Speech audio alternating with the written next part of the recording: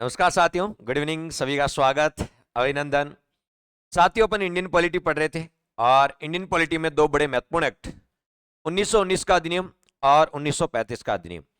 1919 का अधिनियम अपन पढ़ चुके थे। आज अपन पढ़ने वाले हैं 1935 का अधिनियम। तो सभी का स्वागत, अभिनंदन। 1935 के अधिनियम के बारे में आज परिचर्चा करेंगे। तो महत्वपूर्ण एक्ट है जो आपके सेकंड ग्रेड में भी है, आरएस में भी है, सब इंस्पेक्टर में भी है और अन्य प्रतियोगी परीक्षाओं में 1919 और 1935 के अधिनियम के बारे में हमेशा एग्जाम में क्वेश्चन पूछे जाते हैं। तो 1919 का अधिनियम अपना कंप्लीट हो चुका था। 1935 के अधिनियम के बारे में अपन अध्ययन करेंगे। तो आज अपना रहने वाला है 1935 का अधिनियम। भारत शासन अधिनियम 1935। भारत शासन अधिनियम 1935। आज अपन 1935 के एक्ट के बारे में चर्चा करेंगे। भारत शासन अधिनियम 1935। तो बात करें भारत शासन अधिनियम 1935 की, तो सबसे पहले पृष्ठभूमि देखेंगे कि ये एक्ट क्यों लाया गया। स्वागत, अभिनंदन सभी का। ये एक्ट क्यों लाया गया, इसका क्या पर्पस था, उसके बारे में अपन बात करेंगे। देखिए, इससे पहले अपन 1919 का एक्ट पढ़ा था। कौन सा पढ़ा था? 1919 का एक्ट पढ़ा था। 1919 का एक्ट पढ़ा था। याद करो, 1919 के एक्ट में कहा गया था, 1919 के एक्ट में कहा गया था कि प्रत्येक 10 साल बाद इसकी समीक्षा होगी, इसकी जांच होगी। प्रत्येक 10 साल बाद इसकी क्या होगी? समीक्षा होगी। यह बात 1919 के एक्ट में कही गई थी कि 10 साल बाद इसकी समीक्षा होगी, जांच होगी। कितने साल? 10 साल बाद इसकी समीक्षा होगी, यानी इसकी जांच होगी। तो इसकी जांच के लिए एक आयोग बनाया गया, साइमन आयोग। 1919 के अधिनियम की जांच करने के लिए एक आयोग बनाया गया, साइमन आयोग। तो पहला क्वेश्चन तो ये, साइमन आयोग क्यों बनाया गया था? 1919 के अधिनियम की जांच करने हेतु बनाया गया था। कौन सा आयोग बताओ? साइमन आयोग।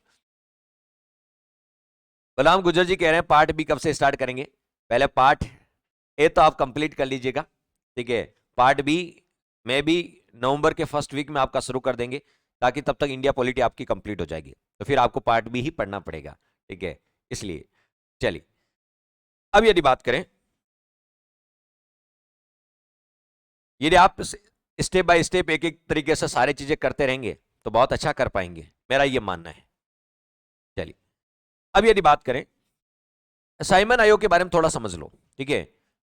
1919 के अधिनियम में कहा गया था कि 10 साल बाद इसकी जांच करने के लिए एक आयोग बनाएंगे, 10 साल बाद बनाएंगे। 1919 में 10 जोड़ो, 1929 होते हैं। कितने होते हैं? 1929 होते हैं। लेकिन साइमन आयोग 2 साल पहले ही बना दिया। साइमन आयोग का गठन हो गया था नवंबर में ही, नवंबर 1927।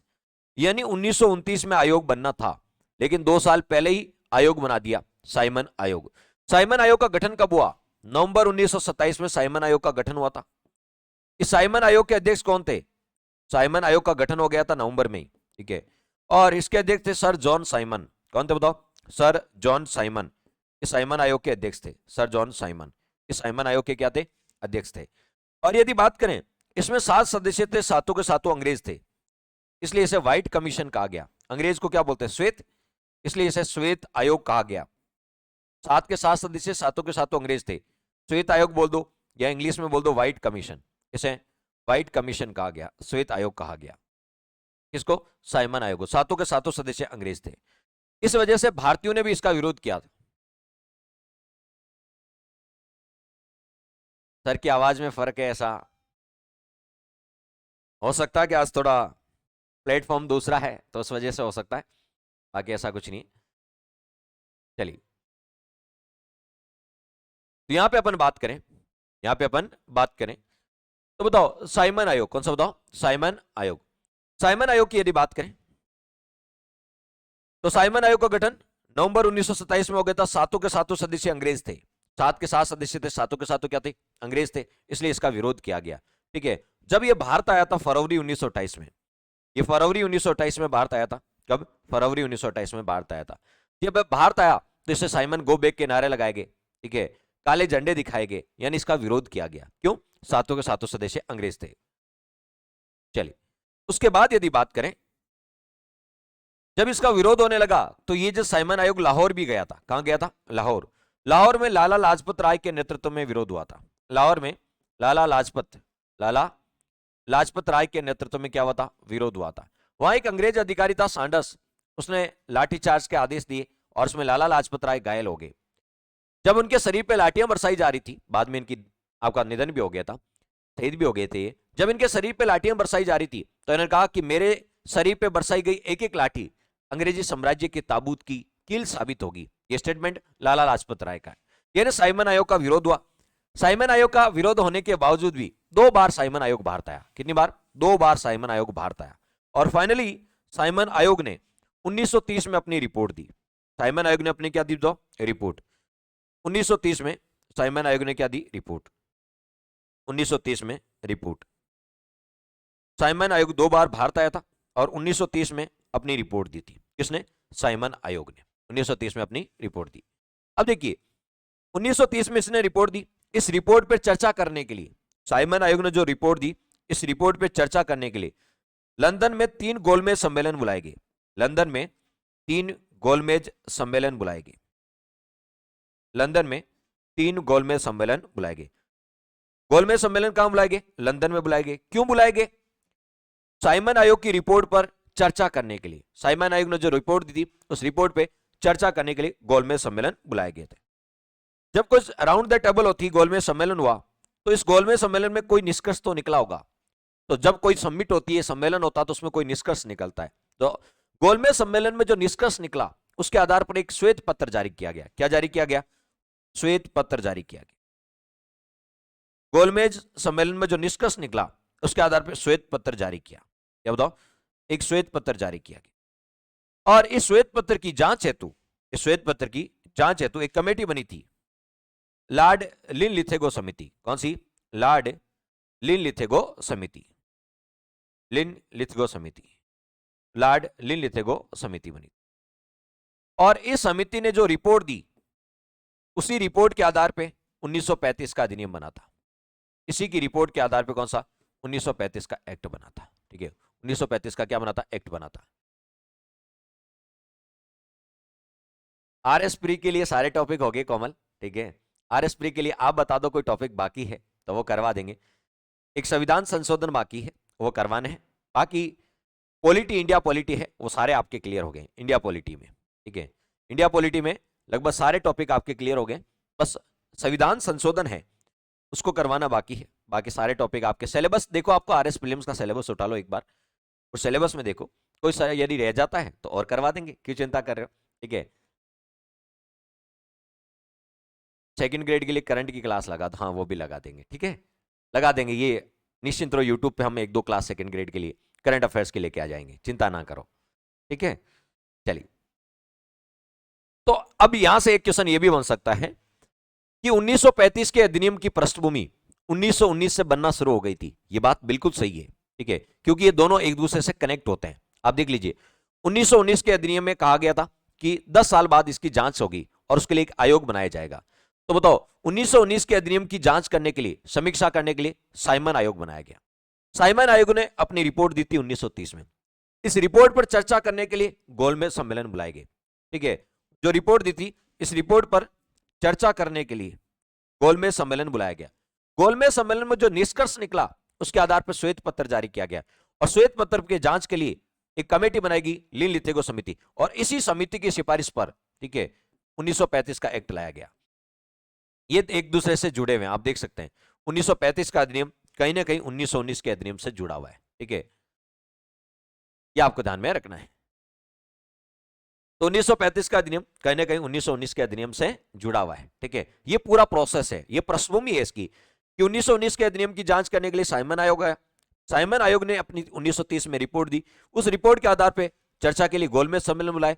उसके गोलमेज सम्मेलन में निष्कर्ष के आधार पर श्वेत पत्र जारी किया और इसी श्वेत पत्र के आधार पर एक कमेटी बनी, लॉर्ड लिनलिथगो समिति। और क्वेश्चन आएगा, 1935 का एक्ट किस समिति की सिफारिश पे आया था? लिनलिथगो समिति की सिफारिश पे आया था। तो ये था 1935 के एक्ट की शुरुआत। ठीक है, अब अपन एक एक पॉइंट देखते हैं कि 1935 के अधिनियम में क्या प्रावधान किए गए। 1935 के अधिनियम के प्रमुख प्रावधान, 1935 के अधिनियम के प्रमुख प्रावधान। 1935 के अधिनियम के प्रमुख प्रावधान। 1935 के अधिनियम के कौन कौन से प्रोविजन किए गए, कौन कौन से प्रावधान किए गए? चलिए सबसे पहला प्रावधान देखते हैं। मैंने आपको द्वैध शासन बताया था, द्वैध शासन याद करो, द्वैध शासन, दोहरा शासन। द्वैध शासन का मतलब क्या है? दोहरा शासन, ठीक है। एक प्रांतों में और एक केंद्र में। द्वैध का मतलब दोहरा शासन, और इसके जनक है लियोनस कार्टिस, लियोनस कार्टिस, ठीक है। याद करो मैंने बताया था सर जी आपने डायरकी, ये डायरकी तो है, द्वैध शासन को ही बोलते हैं डायरकी, इंग्लिश में इसी को बोलते हैं डायरकी। ये मैंने 1919 के अधिनियम के बारे में बता दिया, ठीक है। रीड पूछ रहे हैं, द्वैध शासन को इंग्लिश में बोलते हैं डायरकी। क्या बोलते हैं? डायरकी। हो गया क्लियर? तो बताओ, द्वैध शासन बोल दो, इसी को इंग्लिश में बोलते हैं डायरकी, या इसको बोलते हैं दोहरा शासन। क्या बोलते हैं? दोहरा शासन, दोहरा शासन। और इसके जनक है लियोनस कार्टिस, ये 1919 के अधिनियम में अपन ने चर्चा कर दी। चलिए अब यदि आपसे कोई पूछ ले द्वैध शासन जिसको बोलते हैं डायरकी, क्या बोलते हैं? डायरकी। प्रांतों में द्वैध शासन कब शुरू हुआ था? तो प्रांतों में द्वैध शासन शुरू हुआ था 1919 के अधिनियम में, ठीक है। और केंद्र में द्वैध शासन कब शुरू हुआ? 1935 के एक्ट में, 1935 के एक्ट में। द्वैध शासन का कंसेप्ट कभी भी गलत नहीं होना चाहिए। संघवाद, गठबंधन सरकारें, राष्ट्रीय एकीकरण। देखिए एकीकरण की बात आती है तो मैंने पढ़ाया था पुनर्गठन, एकीकरण में पढ़ाया था, याद करो आपको मैंने पुनर्गठन पढ़ाया था, राज्यों का पुनर्गठन एक टॉपिक पढ़ाया है, वो एकीकरण के नाम से नहीं है, राज्यों के पुनर्गठन के नाम से, ठीक है। राष्ट्रीय एकीकरण कोमल वो देख लेना, ठीक है। जो राष्ट्रीय एकीकरण है वो राज्यों का पुनर्गठन है, कि हमारा कैसे कैसे राज्य बने, वो हो गया, ठीक है। और संघवाद का मतलब होता है केंद्र राज्य संबंध, वो अलग से करवाएंगे आपको। संघवाद में केंद्र और राज्य संबंध स्पष्ट शक्ति है, वो अलग से पढ़ाएंगे।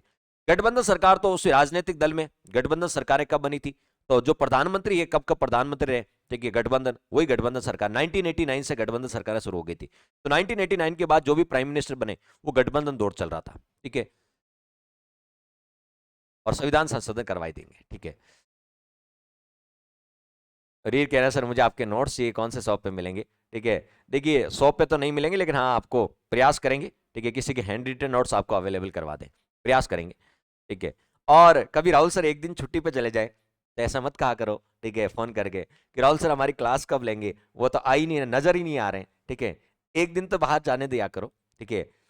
मुझे भी आपका कुछ आपका है, अपने खुद के भी कुछ हो सकता है, ठीक है, इंटरेस्टेड फील्ड हो सकता है, जैसे कोई इंटरेस्टेड फील्ड हो सकता है, तो उसके लिए भी टाइम देना होता है। चलिए घर पर ही आ जाएंगे, चलिए चलिए। तो हर चीज देखो, हर व्यक्ति का कोई ना कोई इंटरेस्टेड होता है, इंटरेस्टेड का मतलब है जिसमें उसकी रुचि होती है, या कह सकते हैं हॉबी होती है। जब आपसे इंटरव्यू में जाओगे तो आपसे पूछेंगे आपकी हॉबी क्या है, जब इंटरव्यू में जाओगे हॉबी क्या है, जब आपने हॉबी को जिया नहीं कभी, ठीक है, तो बताओ कैसे हॉबी क्रिएट करोगे? रातों रात तो हॉबी क्रिएट होती नहीं है, तो हॉबी को जीना पड़ता है पहले, ठीक है। तो आपसे जब इंटरव्यू में जाओगे, आरएस के इंटरव्यू में, सब इंस्पेक्टर में, तो आपसे हॉबी पूछी जाएगी कि आपकी हॉबी क्या है, ठीक है। तो हॉबी के लिए पहले उस हॉबी को जीना पड़ता है, आप उसे रट नहीं सकते रातों रात। चलिए खैर, तो एक दिन तो कभी कभी आपको छुट्टी दे दिया करो। मुझे लगता है कि मेरे बिना आपका भी मन नहीं लगता है, ठीक है, घर बैठे बैठे आपका भी मन नहीं लगता। अच्छा आज राहुल सर की क्लास नहीं हुई, ठीक है, मन नहीं लगा, चलो मैसेज ही कर देते हैं राहुल सर को, ठीक है, कि सर क्लास नहीं हो रही आजकल, ठीक है, कहाँ चले गए? चलिए, तो द्वैध शासन का बताओ, द्वैध शासन। चलिए तो बताओ द्वैध शासन, प्रांतों में द्वैध शासन कब शुरू हुआ था? 1919 के एक्ट में। द्वैध शासन का प्रांतीय विषय को दो भागों में बांट दिया, आरक्षित विषय और हस्तांतरित विषय, ये अपन ने पढ़ा था, आरक्षित विषय और हस्तांतरित विषय, ये 1919 के एक्ट में पढ़ा था। तो बताओ 1935 का एक्ट पढ़ रहे हैं अपन, तो 1935 में केंद्र में द्वैध शासन शुरू किया था, 1919 में तो प्रांतों में शुरू किया था, और 1935 में केंद्र में द्वैध शासन शुरू किया था। और प्रांतों में क्या कर दिया? केंद्र में द्वैध शासन शुरू कर दिया 1935 में, प्रांतों से हटा दिया। कब? 1935 में। प्रांतों को स्वायत्ता दे दी, प्रांतों को स्वायत्ता दे दी, ठीक है। तो ध्यान रखना, बहुत इंपॉर्टेंट बातें हैं कि 1919 में प्रांतों में द्वैध शासन शुरू हुआ था, 1935 में प्रांतों में तो हटा दिया, प्रांतों को तो दे दी स्वायत्ता, और केंद्र में लागू कर दिया। कहां लागू कर दिया? केंद्र में लागू कर दिया। चलिए तो दो चीजें अपन ने पढ़ ली। 1935 के अधिनियम में पहली चीज तो क्या, केंद्र में द्वैध शासन की क्या हो गई शुरुआत। केंद्र में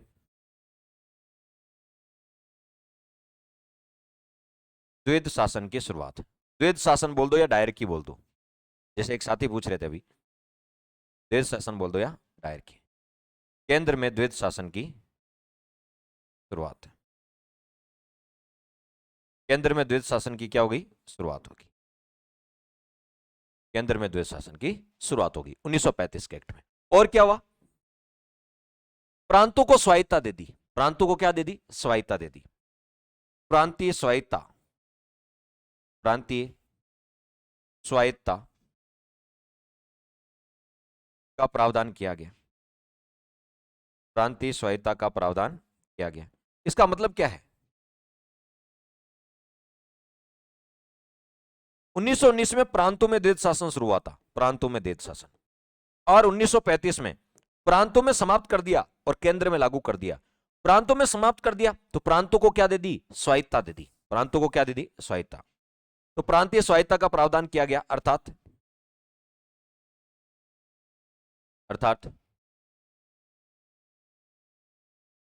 प्रांतों में द्वैध शासन को समाप्त कर दिया।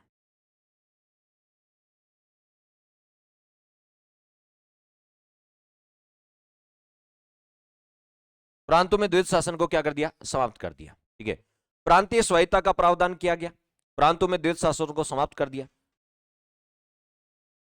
यहां चुनाव कराएंगे, प्रांतों में क्या कराएंगे बताओ, चुनाव कराएंगे। क्या कराएंगे, चुनाव। 1 अप्रैल 1937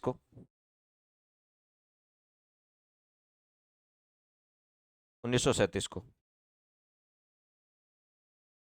प्रांतों में चुनाव कराएंगे। भारत में उसमें 11 प्रांत थे। 11 प्रांतों में से 8 प्रांतों में कांग्रेस जीती थी। 8 प्रांतों में कांग्रेस जीती थी। तो प्रांतों में क्या करे, चुनाव। तो देखिए 1935 के अधिनियम में पहली चीज तो केंद्र में द्वैध शासन लागू कर दिया, केंद्र में द्वैध, और प्रांतों को क्या दे दी, स्वायत्ता। स्वायत्ता का मतलब यहां पर चुनाव कराए गए। 1 अप्रैल 1937 को प्रांतों में चुनाव है, 11 प्रांतों में चुनाव है, उसमें से 8 में से कांग्रेस की सरकार बनी। तो ये दो चीजें हो गई, केंद्र में द्वैध शासन और प्रांतों में तो द्वैध शासन समाप्त कर दिया। प्रांतों में द्वैध शासन समाप्त कर दिया कब, 1935 में, और केंद्र में लागू कर दिया, और प्रांतों को दे दी स्वायत्ता। प्रांतों को क्या दे दी, स्वायत्ता। तीसरा, मैंने आपको पढ़ाया था लोक सेवा आयोग, याद रहा होगा आपको, लोक सेवा आयोग। लोक सेवा आयोग, इसको बोलते पीएसी, पब्लिक सर्विस कमीशन। लोक से एक तो होता केंद्र में और एक होता प्रांतों में। एक तो केंद्र में होता है और एक प्रांतों में। केंद्र में होता केंद्रीय लोक सेवा आयोग, केंद्रीय लोक सेवा आयोग केंद्र में होता है, और इसका बाद में सरदार वल्लभ भाई पटेल ने नाम क्या कर दिया, यूपीएससी, संघ लोक सेवा आयोग कर दिया। प्रांतों में होता है, जैसे राजस्थान प्रांत है, प्रांत का मतलब राज्य, तो राजस्थान में राजस्थान पीएससी, हरियाणा में हरियाणा पीएससी, पंजाब में पंजाब पीएससी, हर प्रांत में अलग अलग पीएससी होती है। ठीक है, तो बताओ केंद्र में लोक सेवा आयोग ये 1919 के एक्ट के तहत बना था, यानी यूपीएससी 1919 के एक्ट के तहत बनी।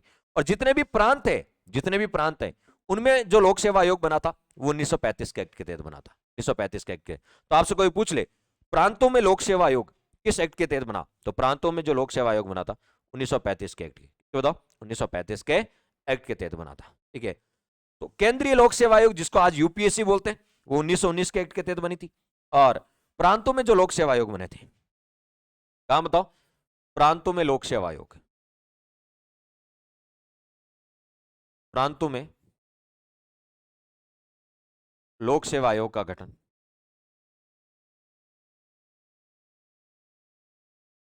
प्रांतों में लोक सेवा आयोग का गठन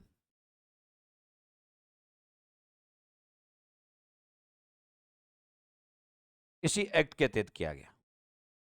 प्रांतों में लोक सेवा आयोग का गठन इसी एक्ट के तहत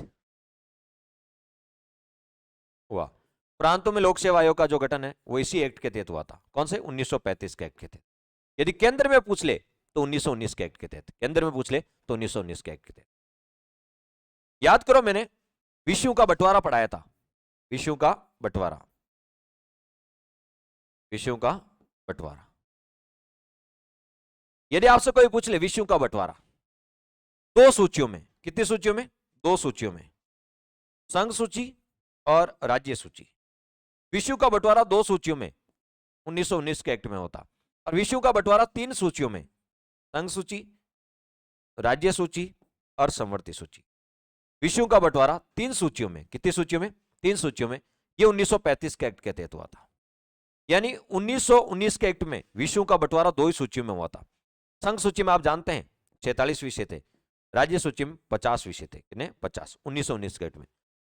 विषयों का बंटवारा तीन सूचियों में, संघ सूची, राज्य सूची और समवर्ती सूची। ये तीन सूचियां 1935 के एक्ट में, किसमें बताओ? 1935 के एक्ट में। और आप जानते हैं कि बताओ समवर्ती सूची में कितने विषय थे? 36, राज्य सूची में 54 और संघ सूची में 59 विषय थे। संघ सूची कहां से ली गई है? कनाडा से ली गई है। समवर्ती सूची कहां से ली गई है? ऑस्ट्रेलिया से ली गई है। कहां से? ऑस्ट्रेलिया से ली गई है। समवर्ती सूची पे देखिए, संघ सूची पर कानून केंद्र सरकार बनाती है, राज्य सूची पर राज्य सरकार बनाती है, समवर्ती सूची पर केंद्र और राज्य दोनों मिलकर बनाते हैं। टकराव होने पर केंद्र का मान्य होता है, टकराव होने पर केंद्र का मान्य होता है, यह भी आपको ध्यान में रखना है। और आपसे कोई पूछ ले कि बताओ यदि कोई विषय इन तीनों सूचियों में नहीं होता था तो वो किस में होता था? अवशिष्ट विषय कहलाता था। अवशिष्ट सूची में होता था, या उसे बोलते हैं अवशिष्ट विषय। और वो कौन सी सूची में होता था? अवशिष्ट सूची में होता था। और 1935 के अधिनियम में अवशिष्ट सूची पर कानून गवर्नर बनाता था। कौन बनाता था? गवर्नर बना। 1935 के अधिनियम में अवशिष्ट सूची पर कानून गवर्नर बनाता था। मुझे कमेंट्स करके बताओ, अवशिष्ट सूची, वर्तमान में अवशिष्ट सूची, जो अवशिष्ट सूची है वो कहां से ली गई है? बताओ देखें, अवशिष्ट सूची कहां से ली गई है बताओ। आप जानते हैं संघ सूची, राज्य सूची, समवर्ती सूची, ये तीनों सूचियां अनुसूची 7 में। हमारे संविधान में टोटल 12 अनुसूचियां हैं। पहले 8 थी, अभी 12 है, 12 अनुसूचियां। और उसमें से अनुसूची जो 7 है ना, ठीक है, इसमें संघ सूची, राज्य सूची और समवर्ती सूची, तीनों सूचियों का उल्लेख है अनुसूची 7 में। और संघ सूची, राज्य, समवर्ती, इन तीनों सूचियों का उल्लेख कौन से अनुच्छेद में? 246 में। किसमें बताओ? 246 में। ठीक है। अब आपसे कोई पूछ ले कि अवशिष्ट सूची कहां से ली गई है? ये कनाडा से ली गई है, यूएसए से नहीं ली गई है। कहां से ली गई? कनाडा से ली गई। तो आपसे पूछिए अवशिष्ट सूची कहां से ली गई? कनाडा से ली गई है। और अवशिष्ट सूची पर वर्तमान में कानून 1935 के अधिनियम में तो गवर्नर बनाता था, वर्तमान में कानून कौन बनाता है? तो अवशिष्ट सूची पर वर्तमान में कानून बनाता है संसद, केंद्र सरकार बनाती है। 1935 में तो गवर्नर बनाता था, अभी अवशिष्ट सूची पर कानून कौन बनाती है? संसद बनाती है, यानी आपको तो केंद्र सरकार बनाती है। और अवशिष्ट सूची कौन सा आर्टिकल में? 248 में। अवशिष्ट सूची किस देश से ली गई है? कनाडा से ली गई है। किस देश से ली गई? कनाडा से। और यदि ऐसा विषय जो तीनों सूचियों में नहीं है वो अवशिष्ट सूची में आता है, ठीक है। और अवशिष्ट सूची की यदि बात करें, ठीक है, इसमें साइबर क्राइम आता है। अभी कौन आता है? Cyber crime. ये सारी बातें मैंने जब अनुसूचियां पढ़ाई है ना वहां कर रखी है, ठीक है। जब मैंने आपको अनुसूचियां पढ़ाई थी ना, ठीक है, आपने पहले ही चीजें अनुसूचियां पढ़ी होगी, वह सारी बातें मैंने आपको समझा रखी है। तो विषयों का बंटवारा दो सूचियों में, वो 1919 के अधिनियम था। और विषयों का बंटवारा तीन सूचियों में, वो 1935 के अधिनियम में था। इस एक्ट में शक्तियों का स्पष्ट प्रतिकरण किया गया। इस एक्ट में शक्तियों का स्पष्ट विभाजन किया गया, शक्तियों का स्पष्ट विभाजन किया गया, शक्तियों का स्पष्ट विभाजन किया गया। इस एक्ट में शक्तियों का स्पष्ट क्या किया गया? विभाजन किया गया। कितने? तीन सूचियों में। विषयों का बंटवारा तीन सूचियों में किया गया, विषयों का बंटवारा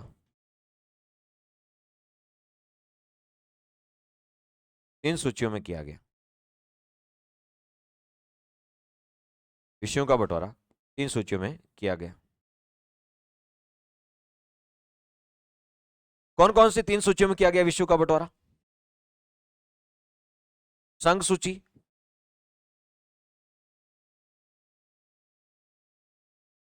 राज्य सूची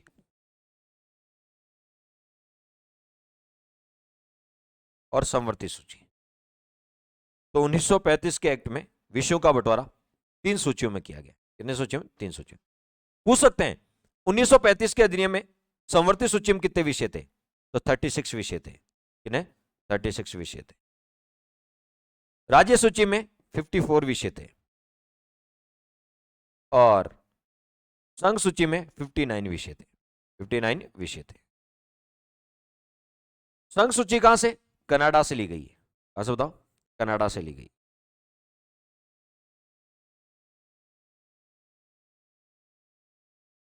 और संवर्ती सूची कहां से? ऑस्ट्रेलिया से ली गई।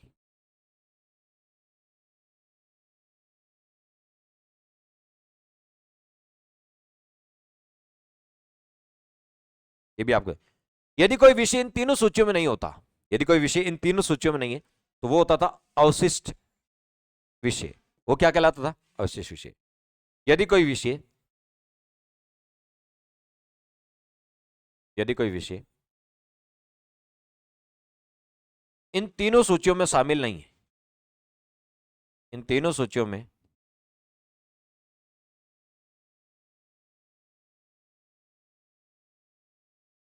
शामिल नहीं है, शामिल नहीं है, इन तीनों सूचियों में शामिल नहीं है, तो उसे अवशिष्ट विषय कहा जाता था। तो उसे अवशिष्ट विषय कहा जाता था।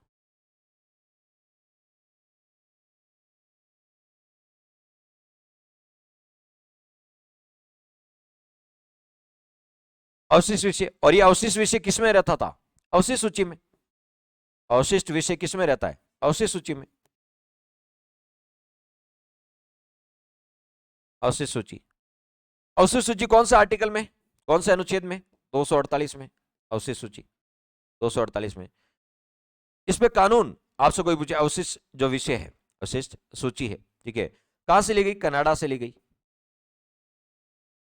कनाडा से ली गई। 1935 के अधिनियम में अवशिष्ट विषय पर कानून कौन बनाता था? गवर्नर बनाता था। 1935 में ये जो अवशिष्ट विषय होते थे उन पर कानून गवर्नर बनाता था। 1935 के एक्ट में, 1935 के एक्ट में अवशिष्ट विषय पर कानून, अवशिष्ट विषयों पर कानून गवर्नर बनाता था। ये आरएस में पूछा गया है कि 1935 के एक्ट में अवशिष्ट विषयों पर कानून गवर्नर बनाता था, गवर्नर बनाता था। वर्तमान में, वर्तमान में अवशिष्ट विषयों पर कानून संसद बनाती है।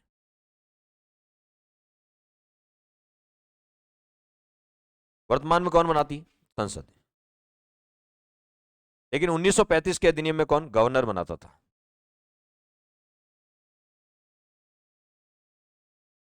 तो यहां से दो क्वेश्चन बन सकते हैं। पहला क्वेश्चन तो ये बन सकते हैं कि बताओ अवशिष्ट विषयों पर 1935 के एक्ट में अवशिष्ट विषयों पर कानून कौन बनाता था?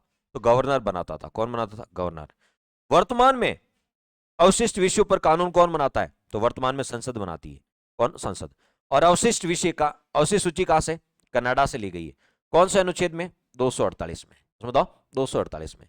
यह आपको ध्यान में रखना है, यह आपको ध्यान में रखना है। क्लियर? तो यह आपको ध्यान में रखना है। चलिए आगे बढ़ते हैं। कितने प्रोविजन हो गए? 4 प्रोविजन हो गए। 5वां प्रोविजन देखते हैं। याद करो, एक और प्रोविजन है, द्विसदनात्मक व्यवस्थापिका। द्विसदनात्मक व्यवस्थापिका, द्विसदनात्मक व्यवस्थापिका, 2 सदन वाली व्यवस्थापिका। द्विसदनात्मक व्यवस्थापिका, 2 सदन वाली व्यवस्थापिका। बात करें द्विसदनात्मक व्यवस्थापिका की, किसकी बताओ? द्विसदनात्मक व्यवस्थापिका की। एक तो होता है केंद्र में, केंद्र में 2 सदन कौन से होते हैं? राज्यसभा और लोकसभा।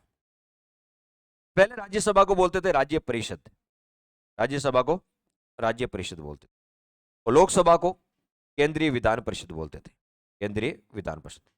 यह तो होती केंद्र में 2 सदन, द्विसदन, 2 सदन वाली व्यवस्थापिका केंद्र में। एक होती है प्रांतों में, प्रांतों में 2 सदन, प्रांतों में विधानसभा और विधान परिषद। प्रांत का मतलब राज्य, राज्यों में क्या होते हैं? विधानसभा और विधान परिषद। राज्यों में क्या बताओ? विधानसभा और विधान परिषद।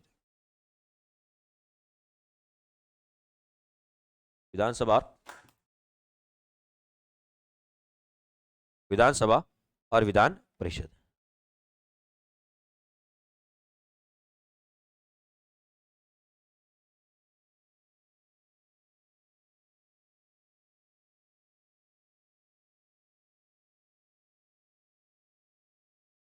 चलिए तो बताओ, यहां से हमने कहा दो सदन वाली व्यवस्थापिका। जैसे केंद्र में आज हमारे लोकसभा राज्यसभा होती है, राज्यों में विधानसभा विधान परिषद होती है, दो सदन वाली। केंद्र में दो सदन की व्यवस्थापिका 1919 के एक्ट में हुई थी, और प्रांतों में दो सदन ये 1935 के एक्ट में लागू हुआ था। तो आपसे कोई पूछ ले कि बताओ प्रांतों में द्विसदनात्मक व्यवस्थापिका की शुरुआत कब हुई थी? 1935 के एक्ट में। उसमें भारत में 11 प्रांत होते थे, प्रांत का मतलब राज्य। उसमें भारत में 11 प्रांत होते थे, 11 में से 6 प्रांत ऐसे थे, 6 प्रांत जिनमें दोनों सदन थे, विधानसभा और विधान परिषद, इन दोनों सदन थे। 6 प्रांत कौन कौन से? ये आपका बंगाल प्रांत है, यहां पर बंगाल, इधर पड़ता बंबई, इधर पड़ता मद्रास, 3 तो याद हो गए, बंगाल बंबई मद्रास। बंगाल के इधर पास पड़ता है असम, इधर पड़ता बिहार, और बिहार के पड़ोस में पड़ता संयुक्त प्रांत, संयुक्त प्रांत जिसको अभी यूपी बोलते हैं। 1 2 3 और 3 6, ये 6 प्रांत होते थे। और संयोग देखिए, आज भी भारत में 6 ऐसे राज्य हैं 28 में से, आज भी भारत में 28 में से 6 राज्य ऐसे हैं जहां पर दोनों सदन है। कुंभा टी, कौन सी टी बताओ? कुंभा टी। 6 ऐसे राज्य जहां पर दोनों सदन है। कुंभा टी कौन से बताओ? कुंभा टी। कुंभा टी नाम लेते ही तो आपको था sir, black tea green tea सब भूल जाते हैं। कौन सी टी बताओ? कुंभा टी। के का मतलब क्या है? कर्नाटक, यू से यूपी, एम से महाराष्ट्र, बी से बिहार, ए से आंध्र प्रदेश, टी से तेलंगाना, टी से तेलंगाना। ये भारत में 6 ऐसे राज्य हैं 28 में से जहां पर दोनों सदन है, जहां पर क्या बताओ? दोनों सदन है। पहले 11 प्रांत थे, 11 में से 6 थे, अभी 28 में से 6, 28 में से 6। तो ये दो सदन वाला जो सिस्टम है ना, ठीक है, दो सदन वाला सिस्टम, ये कब से? 1935 के एक्ट से। प्रांतों में दो सदन 1935 है, केंद्र में 1919 है, ठीक है। तो आपसे क्वेश्चन आएंगे, प्रांतों में द्वैध शासन वाला जो सिस्टम है ना, वो कब से शुरू हुआ? 1935 के एक्ट से। कब से? 1935 के एक्ट से।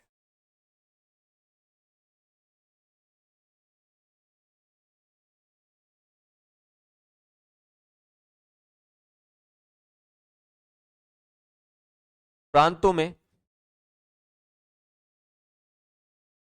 द्विसदनात्मक व्यवस्थापिका बोल दो या विधानमंडल, व्यवस्थापिका बोल दो या विधानमंडल। प्रांतों में द्विसदनात्मक व्यवस्थापिका की शुरुआत का प्रावधान, का प्रावधान। 6 प्रांतों में 1935 के एक्ट या इस एक्ट के तहत, इस एक्ट के तहत 6 प्रांतों में द्विसदनात्मक विधानमंडल की शुरुआत हुई। द्विसदनात्मक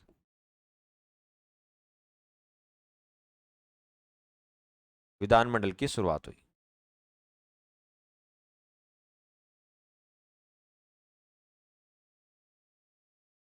द्विसदनात्मक विधानमंडल की शुरुआत हुई।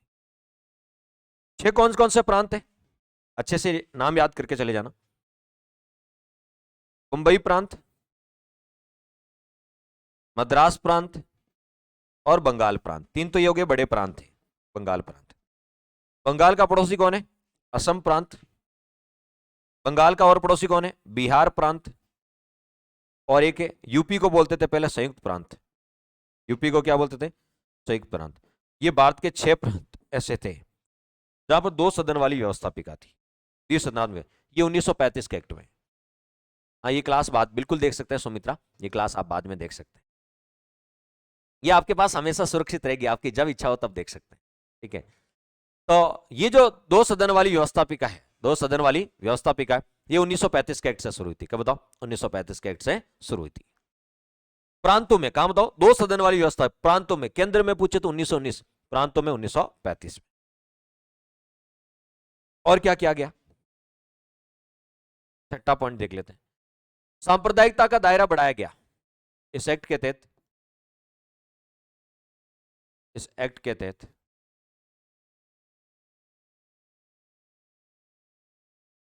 सांप्रदायिकता का दायरा बढ़ाया गया। मुझे फटाफट कमेंट्स करके बताओ, सांप्रदायिक, पृथक सांप्रदायिक निर्वाचन प्रणाली की शुरुआत किस एक्ट में हुई थी? आएगी आएगी किशन जी। आपसे कोई पूछ ले कि बताओ पृथक सांप्रदायिक निर्वाचन प्रणाली की शुरुआत किस एक्ट में हुई थी? इस एक्ट के तहत सांप्रदायिक निर्वाचन प्रणाली का दायरा बढ़ाया गया।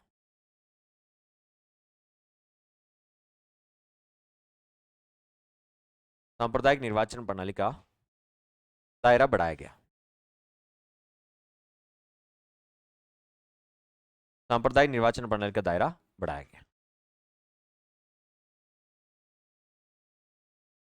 सांप्रदायिक निर्वाचन प्रणाली का दायरा बढ़ाया गया। ठीक है, 1909 करेक्ट आंसर है। 1919 नहीं होगा, 1909 होगा। ठीक है, 1909। कैसे? सांप्रदायिक निर्वाचन प्रणाली की शुरुआत 1909 में ही तो हुई थी। इसको बोलते हैं मार्ले मिंटो एक्ट।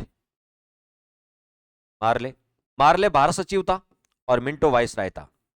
मार्ले और मिंटो को भारत में सांप्रदायिकता का जनक भी बोलते हैं।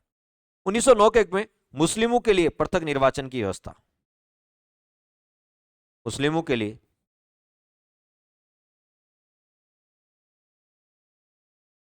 पृथक निर्वाचन की व्यवस्था,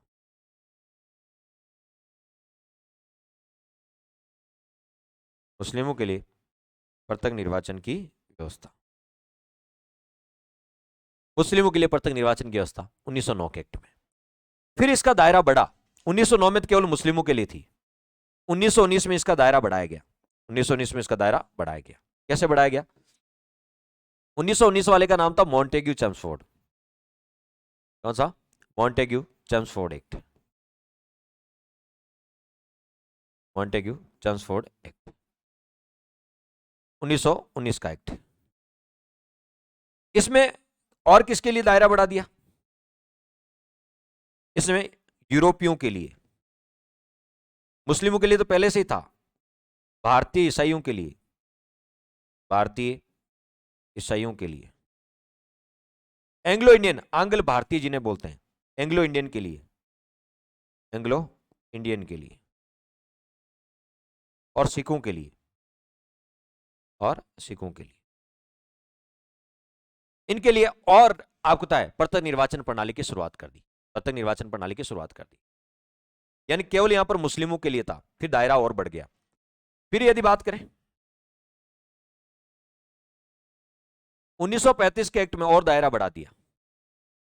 1935 का एक्ट है, उसमें सांप्रदायिक निर्वाचन प्रणाली का दायरा और बढ़ा दिया।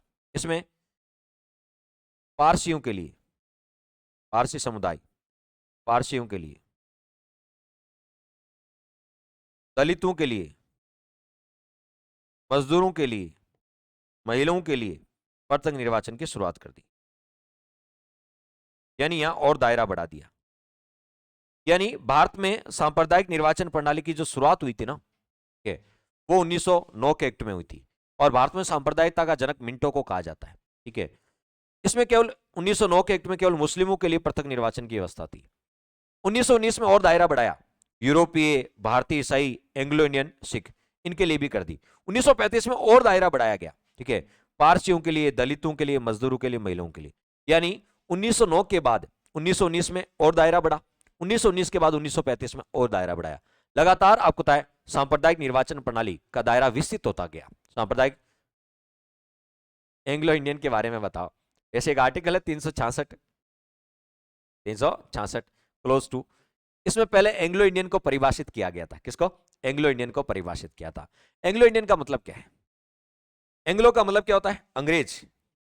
हिंदी में बोलते हैं आंग्ल भारतीय। क्या बोलते हैं? आंग्ल भारतीय। देखिए, प्राचीन काल में हमारे ऊपर किसका अधिकार था? हमारे ऊपर अंग्रेजों का अधिकार था।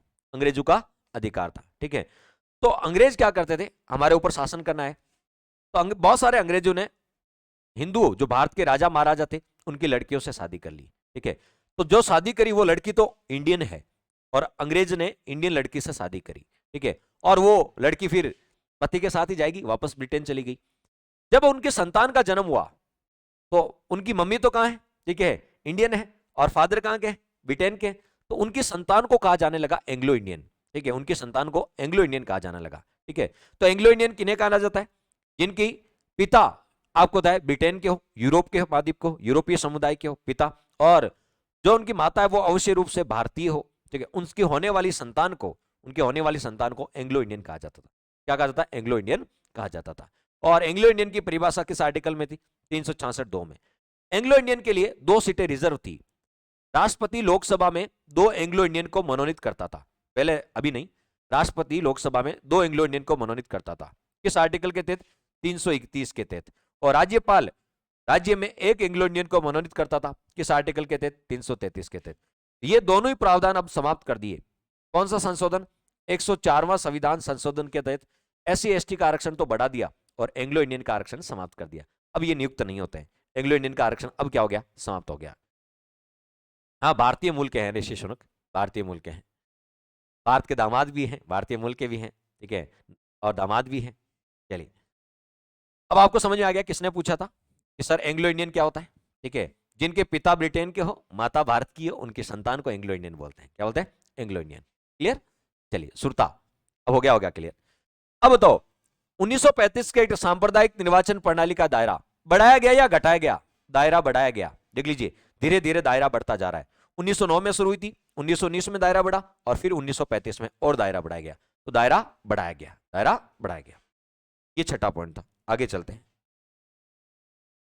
अखिल भारतीय संघ बनाने का प्रावधान किया गया। अखिल भारतीय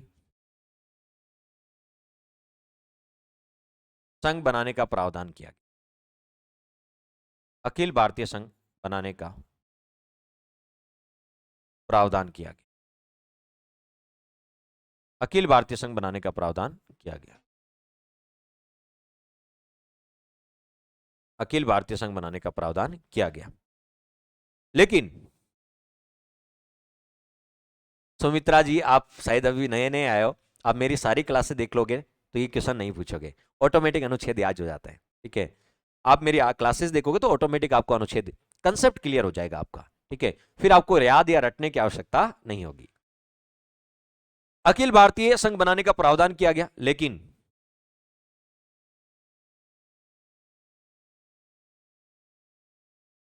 यह असफल रहा, यह प्रयास असफल रहा, यह प्रयास असफल रहा।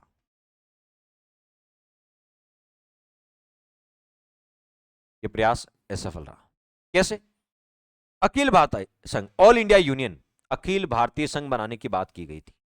किसको मिला के, उसमें भारत में होते थे प्रांत, 11 तो होते थे ब्रिटिश प्रांत, ब्रिटिश प्रांत 11, तो 562 क्या होती थी, रियासतें, रियासतें, और 4 होते थे चीफ कमिश्नर प्रांत, चीफ कमिश्नर प्रांत,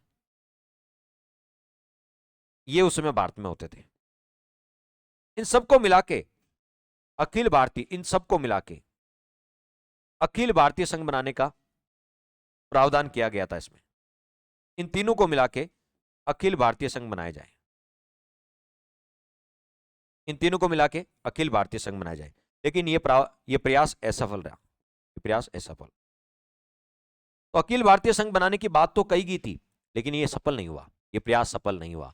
तो क्वेश्चन आएगा, अखिल भारतीय संघ बनाने की बात किस आर्टिकल, किस आपको पता है एक्ट में की गई थी, 1935 के एक्ट में की गई थी, लेकिन ये प्रयास सफल नहीं हुआ। क्यों, रियासतों ने मिलने से इनकार कर दिया। अखिल भारतीय संघ में रियासतों ने मिलने से क्या कर दिया, इनकार कर दिया, इसलिए यह प्रयास सफल नहीं हुआ। नेक्स्ट,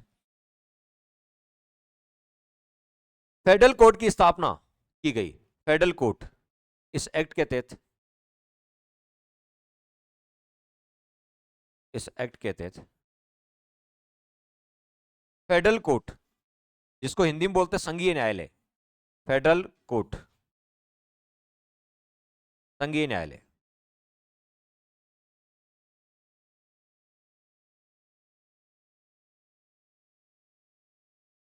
फेडरल कोर्ट संघीय न्यायालय। इस एक्ट के तहत फेडरल कोर्ट संघीय न्यायालय बनाने का प्रावधान किया गया।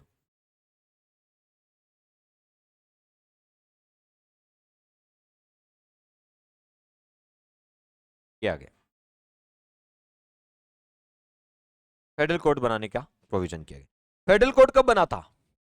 संघीय न्यायालय जिसको बोलते हैं, ये 1 अक्टूबर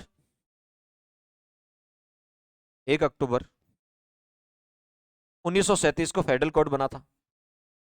1935 के एक्ट के तहत 1937 में बना था। 1935 के एक्ट में तो प्रावधान किया गया था, लेकिन ये 2 साल बाद बना। कोई प्रोविजन होता है वो रातों रात इंप्लीमेंट नहीं होता है। तो 1 अक्टूबर 1937 को इस फेडरल कोर्ट का क्या हुआ? गठन हुआ था। फेडरल कोर्ट का गठन हुआ 1 अक्टूबर 1937। ठीक है। अब आपसे इसका मुख्यालय कहां था? हेडक्वार्टर।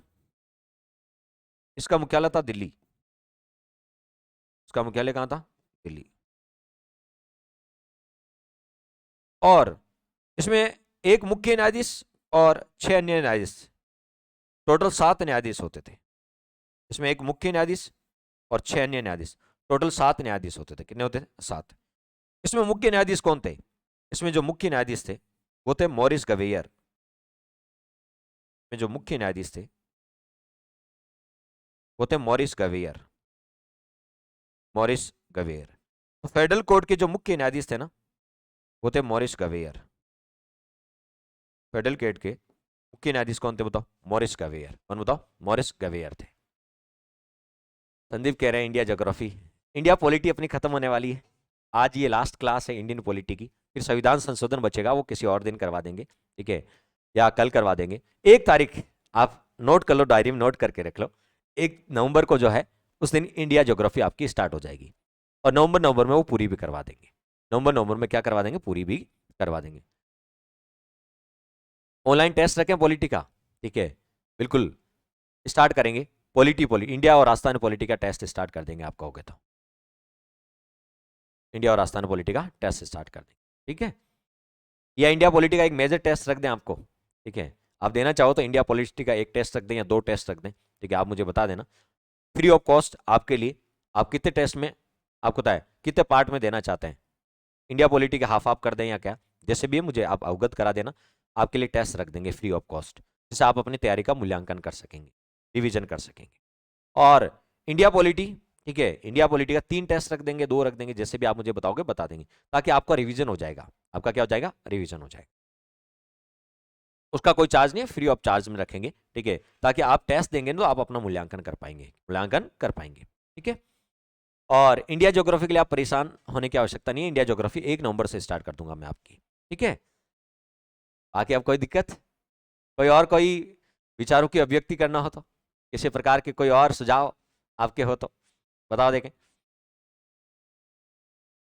चलिए, तो गठन 1 अक्टूबर 1937, मुख्यालय दिल्ली रखा गया। इसमें 7 न्यायाधीश थे और इसके मुख्य न्यायाधीश थे मॉरिस गवेयर।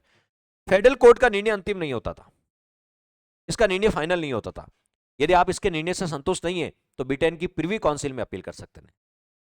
साइंस टेक्नोलॉजी भी करा, सब कराएंगे, इकोनॉमिक्स भी करानी है, साइंस टेक्नोलॉजी भी करानी है, सब करा देंगे। सर तो एक है, वो साइंस टेक्नोलॉजी भी है, इकोनॉमिक्स भी है, ठीक है, ईओआरओ का पार्ट भी है, सर तो एक ही है, ठीक है।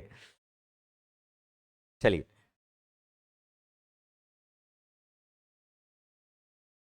चलिए करा देंगे, सब करा देंगे, आप चिंता मत करो। तो बताओ, आपसे पूछेंगे फेडरल कोर्ट बनाने का, ठीक है, प्रोविजन किया गया। फेडरल कोर्ट का निर्णय अंतिम नहीं होता था। फेडरल कोर्ट का निर्णय, फेडरल कोर्ट का निर्णय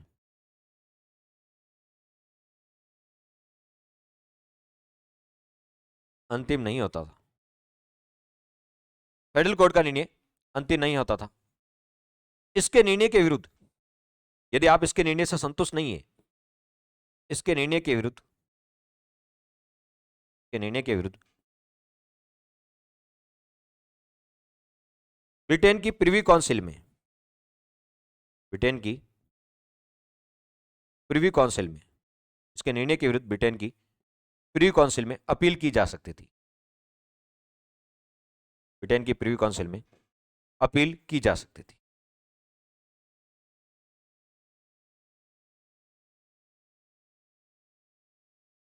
ब्रिटेन की प्रीवी काउंसिल में अपील की जा सकती है। यह भी आपको ध्यान में रखना है।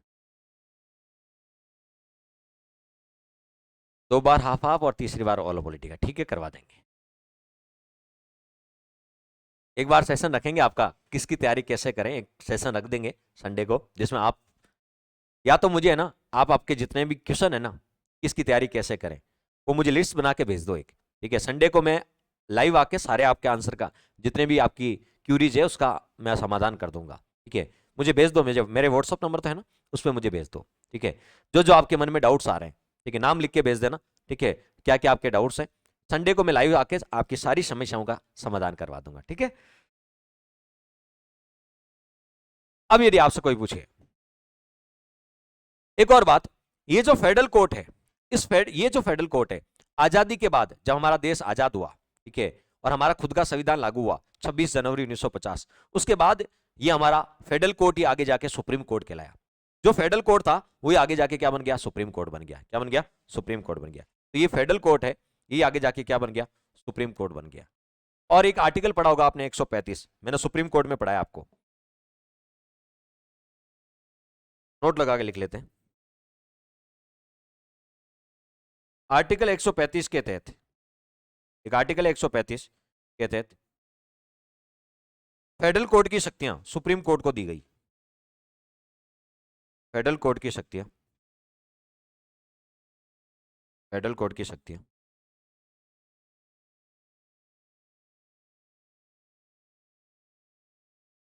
सुप्रीम कोर्ट को दी गई। फेडरल कोर्ट की शक्तियां किसको, सुप्रीम कोर्ट को दी गई। फेडरल कोर्ट की शक्तियां वो किसको दे दी, सुप्रीम कोर्ट को दे दी गई, ठीक है। तो आर्टिकल 135 के तहत फेडरल कोर्ट की जो शक्तियां हैं वो किसको दे दी, सुप्रीम कोर्ट को दे दी। किसको दे दी, सुप्रीम कोर्ट को दे दी। और क्या प्रोविजन किया गया, बर्मा, बरार व अदन को भारत से अलग कर दिया गया। बर्मा, बरार, बर्मा व अदन को भारत से अलग कर दिया गया।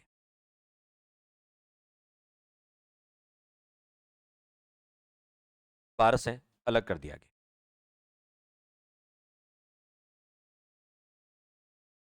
बर्मा और अदन को भारत से क्या कर दिया, अलग कर दिया। पहले बर्मा, जिसको आज म्यांमार बोलते हैं, बर्मा को आज क्या बोलते हैं, म्यांमार। बर्मा जिसको आज क्या बोलते हैं, म्यांमार, ये भारत का ही भाग होता था। ये पहले भारत का ही भाग होता था, इसको अलग कर दिया, ठीक है। और अदन को इंग्लैंड के औपनिवेशक, अदन की खाड़ी है ना, अदन की खाड़ी, ठीक है, आपने नाम सुना होगा, अदन की खाड़ी। इंग्लैंड के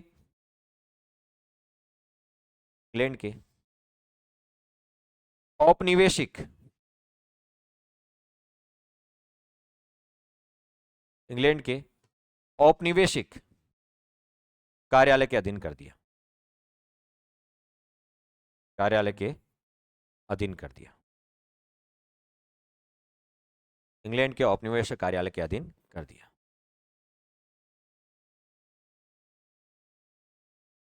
अदन को तो इंग्लैंड के औपनिवेशिक कार्यालय के अधीन कर दिया। और बर्मा है, ठीक है, जिसे वर्तमान में म्यांमार बोलते हैं, उसको भारत से क्या कर दिया, अलग कर दिया। भारत से क्या कर दिया, अलग कर दिया। यह भी आपको ध्यान में रखना है। और एक और, बरार को मध्य प्रांत में मिला दिया गया। बरार को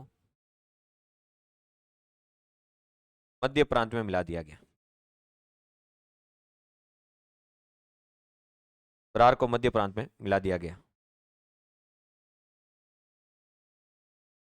तथा उड़ीसा व सिंध प्रांत का गठन किया गया। तथा उड़ीसा व सिंध प्रांत का गठन किया गया।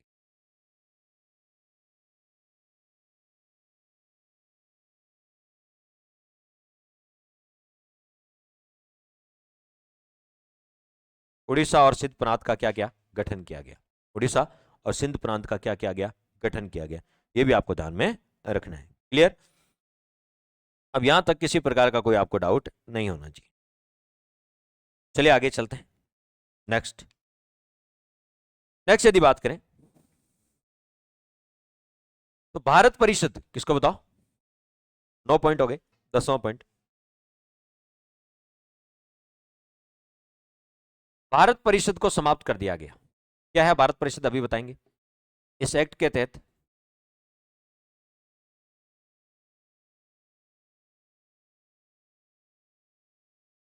भारत परिषद को समाप्त कर दिया गया।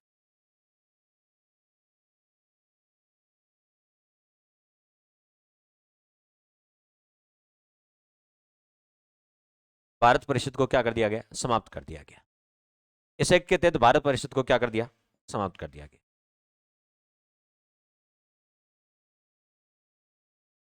देखिए भारत परिषद को समाप्त का मतलब क्या है, कब बनी थी वो समझ लो पहले।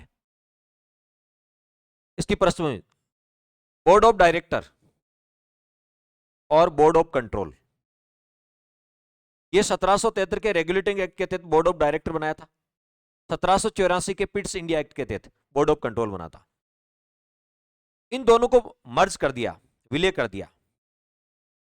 इन दोनों को मर्ज करके विलय करके 1858 के एक्ट के तहत भारत सचिव का पद बनाया। भारत सचिव या राज्य सचिव जिसको आप बोलते हैं, भारत सचिव बोल दो या राज्य सचिव का पद बनाया गया था। ठीक है। और इस भारत सचिव की सहायता के लिए 15 सदस्यीय भारत परिषद बनाई थी। कितने बताओ, 15 सदस्यीय भारत परिषद बनाई थी। इस भारत सचिव की सहायता के लिए 15 सदस्यों की भारत परिषद बनाई थी। तो ये भारत सचिव 1858 के एक्ट के तहत ये पद बना था। भारत परिषद भी कब बनी थी, 1858 में बनी थी। 1857 की क्रांति के बाद 1858 का एक्ट आया था, उसमें भारत परिषद बनी थी। क्या बनी थी, भारत परिषद। बाद में 1919 के एक्ट में भारत परिषद का आकार कम कर दिया। भारत परिषद का आकार क्या कर दिया, कम। 15 से घटा के कितने कर दिए, 15 से घटा के 12 कर दिए। 15 से घटा के कितने कर दिए, 12। 1919 में इसका आकार कम कर दिया और 1935 में तो समाप्ति कर दिया। भारत परिषद को क्या कर दिया, समाप्त। अब ये इसका पूरा इतिहास है, ये इसका क्या पूरा इतिहास है। ठीक है। तो भारत परिषद बनी कब थी, 1858 के एक्ट में बनी थी। 1919 में इसका आकार कम करा और 1935 में तो इसको समाप्ति कर दिया। तो भारत परिषद को समाप्त कब किया गया, 1935 के एक्ट में किया था, 1935 के एक्ट में। और ये जो भारत सचिव है ना, इसको 1947 में समाप्त कर दिया। 1947 में भारतीय स्वतंत्रता अधिनियम आया था, ठीक है, जिसके तहत भारत को आजाद किया गया था, उसके तहत समाप्त है। तो भारत सचिव को किस एक्ट में समाप्त किया था, भारत सचिव का पद है और वाइसराय का पद है, वो तो 1947 में समाप्त हुआ था। और भारत परिषद 1935 में समाप्त हो गई थी, 1935 में ही समाप्त हो गई। यहां तक। तो भारत परिषद को किस एक्ट में समाप्त किया, तो भारत परिषद को 1935 के एक्ट में क्या कर दिया, समाप्त कर दिया। Next, RBI, reserve bank of India का नाम सुना होगा, बैंकों का bank, RBI, RBI reserve bank of India, reserve bank of India, बैंकों का बैंक, केंद्रीय bank, reserve bank of India. RBI का गठन इसी एक्ट के तहत किया गया, 1 अप्रैल 1935 को, इसी एक्ट के तहत।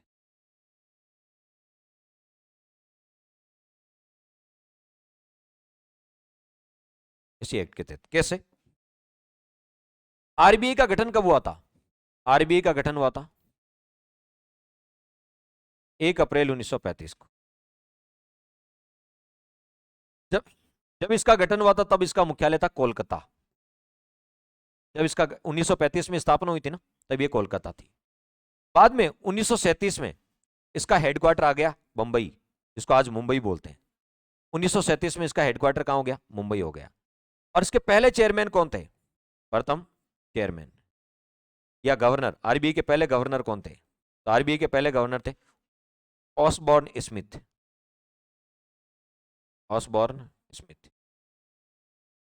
और आपको बता दें, आरबीआई की जब स्थापना हुई थी, आरबीआई प्राइवेट बैंक था, आरबीआई प्राइवेट बैंक था, निजी कंपनी थी, निजी बैंक थी।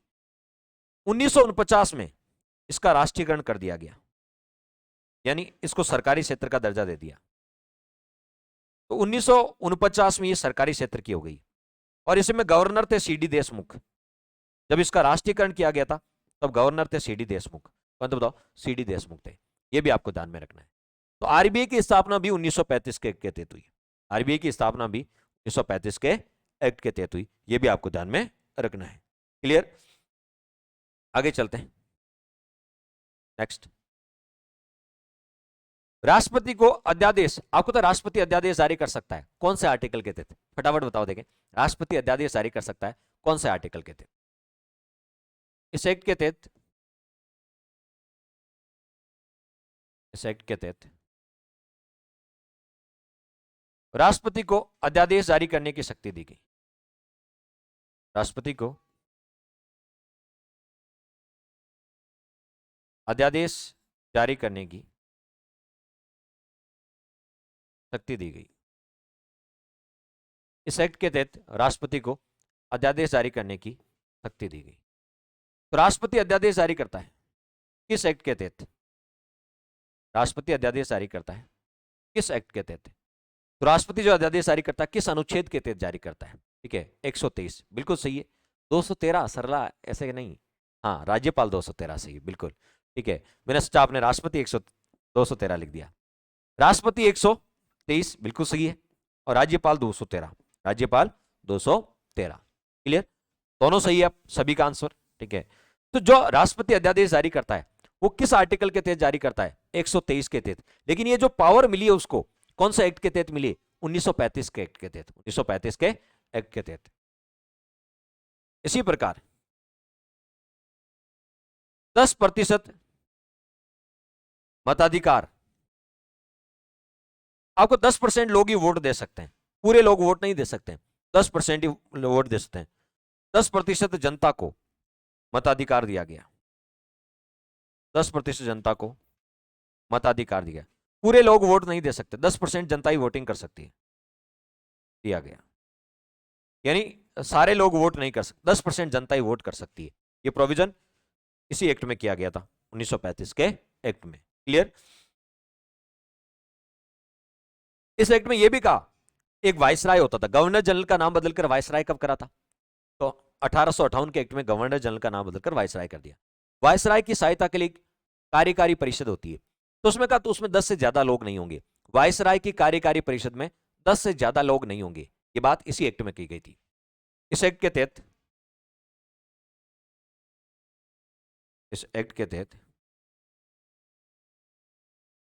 कहा गया, इस एक्ट के तहत कहा गया कि वाइसराय की कार्यकारी परिषद में,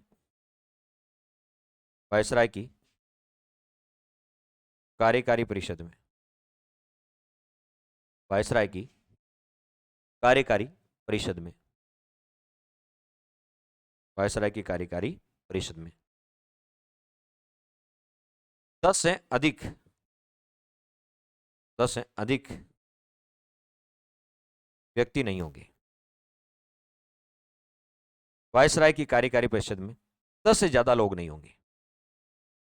वाइसराय की जो कार्यकारी परिषद है उसमें 10 से ज्यादा लोग नहीं होंगे, 10 से ज्यादा लोग नहीं होंगे। ये इसी एक्ट में कहा गया कि वाइसराय की कार्यकारी परिषद में 10 से ज्यादा लोग नहीं होंगे। इसी 1935 के एक्ट में और क्या प्रोविजन किया गया? एक बड़ा महत्वपूर्ण प्रोविजन जो आप सभी को पता है, इस एक्ट में, एक्ट में यानी 1935 के एक्ट में अनुदेश प्रपत्र, इस एक्ट में अनुदेश प्रपत्र, इस एक्ट में अनुदेश प्रपत्र था जिसको इंग्लिश बोलते हैं instrument of instruction, instrument of instruction.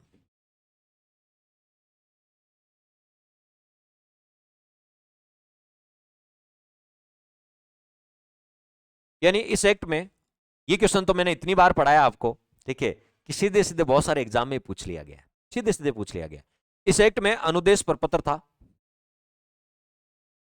जो संविधान के लागू होने के बाद, संविधान के लागू होने के बाद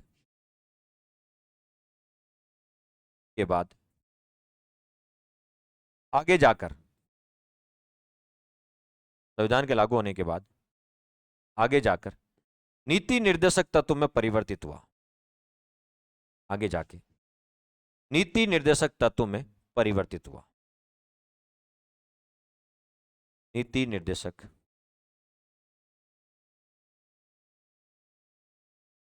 तत्व में परिवर्तित हुआ।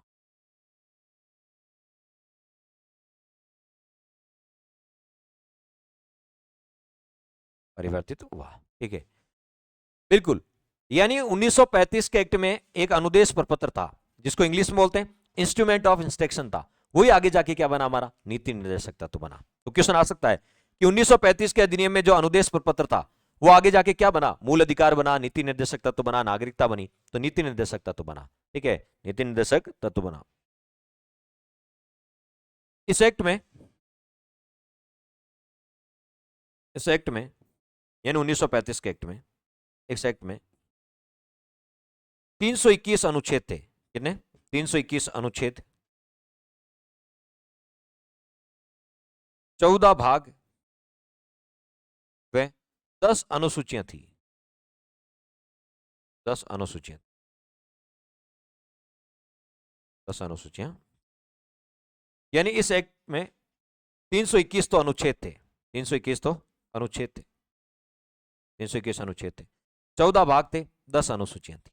और मैं आपको बता दूं हमारे संविधान पे सबसे ज्यादा प्रभाव किसका पड़ा? हमारे संविधान पे सबसे ज्यादा प्रभाव 1935 के अधिनियम का पड़ा। जब हमारा संविधान लागू हुआ था, हमारे ओरिजिनल संविधान में 395 अनुच्छेद थे। हमारे मूल संविधान में कितने अनुच्छेद थे? 395। 395 में से 250 से ज्यादा तो हमने कहां से लिए थे? 250 से ज्यादा तो हमने 1935 के एक्ट से लिए थे।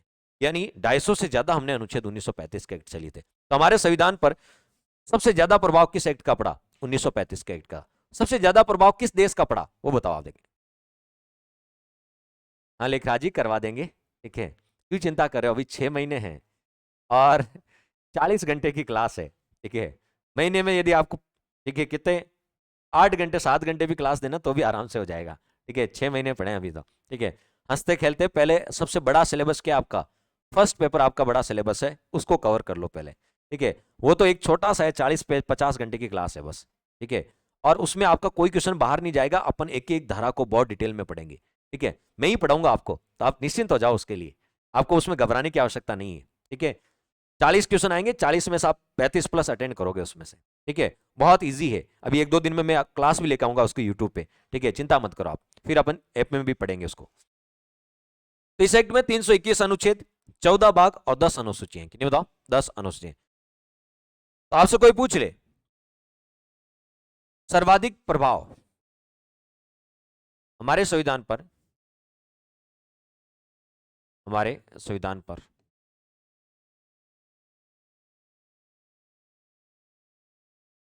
सर्वाधिक प्रभाव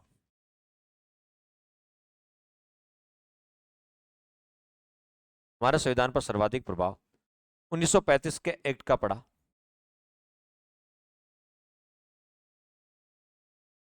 1935 का एक्ट का पड़ा। हमारे संविधान पर सबसे ज्यादा प्रभाव किस एक्ट का पड़ा? 1935 के एक्ट का पड़ा। 250 से अधिक अनुच्छेद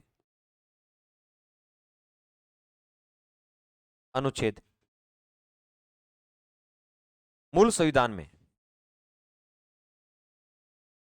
1935 के अधिनियम से लिए गए हैं। मूल संविधान में 1935 के अधिनियम से लिए गए।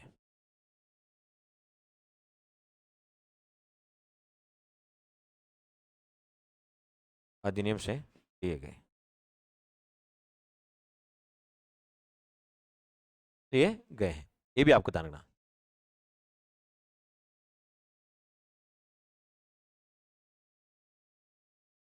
देखिए फर्स्ट ग्रेड आरएस बराबर ही होता है, फर्स्ट ग्रेड है ना, ठीक है। फर्स्ट ग्रेड और प्रॉपर आरएस एसडीएम बराबर ही होते हैं, ठीक है।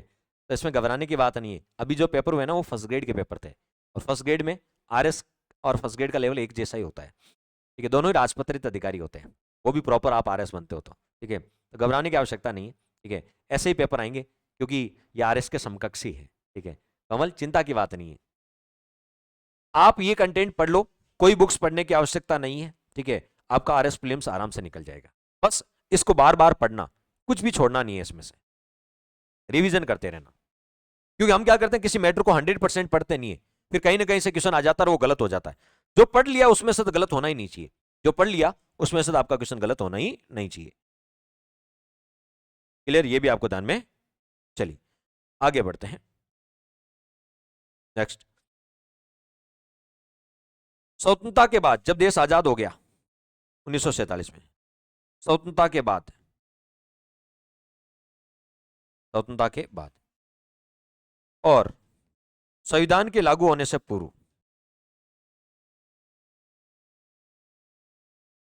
संविधान के लागू होने से पूर्व, लागू होने से पूर्व, लागू होने से पूर्व भारत का शासन किस एक्ट से चला था? बताओ देखें, भारत का शासन किस एक्ट से चला था?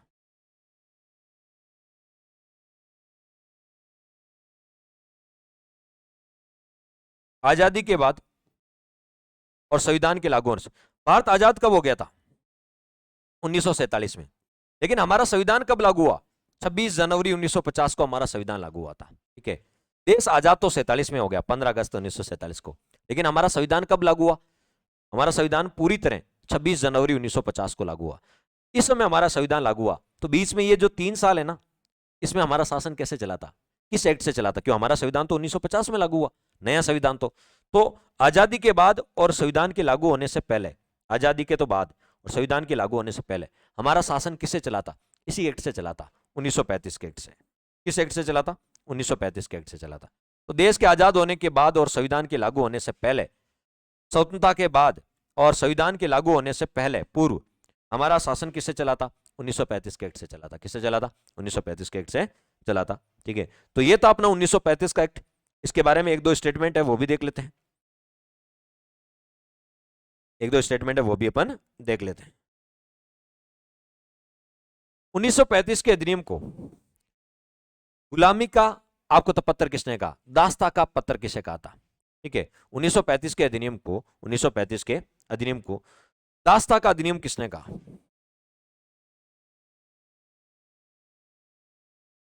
जवाहरलाल नेहरू ने,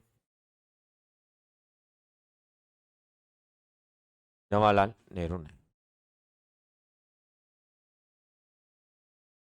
1935 के अधिनियम को, 1935 के अधिनियम को दास्ता या गुलामी का अधिनियम कहा? दास्ता बोल दो या गुलामी, दास्ता ऑब्लिक गुलामी का अधिनियम का, अधिनियम का।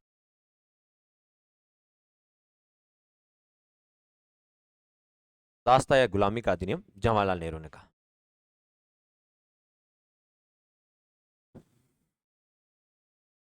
चलिए लेखराज जी, स्वागत आपका। बहुत अच्छी बात है कि आपको सारी चीजें अच्छे समझ में आ रही है। रीट मेंस का कोर्स, चिंता कुमारी, रीट मेंस का कोर्स चल रहा है ना? रीट मेंस का कोर्स तो, हाँ चिंता, रीट मेंस का कोर्स तो चल ही रहा है।